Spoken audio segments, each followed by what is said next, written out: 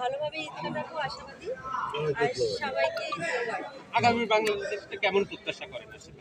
অবশ্যই সুন্দর, মানে সুষ্ঠু এবং স্বৈরাচার দেশ আমরা সবাই চাই, এই আশাবাদী আমরা।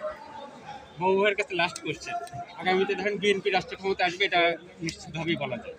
সেক্ষেত্রে বিএনপি দেশ শাসন করার ক্ষেত্রে কোনো চ্যালেঞ্জের মুখে পড়বে কিনা? তখনকার কথা হবে, কারণ বিএনপি জাতীয়তাবাদীতে বিশ্বাস করে। বিএনপি জনগণের দল। বিএনপি ভোট চাচ্ছে কেন?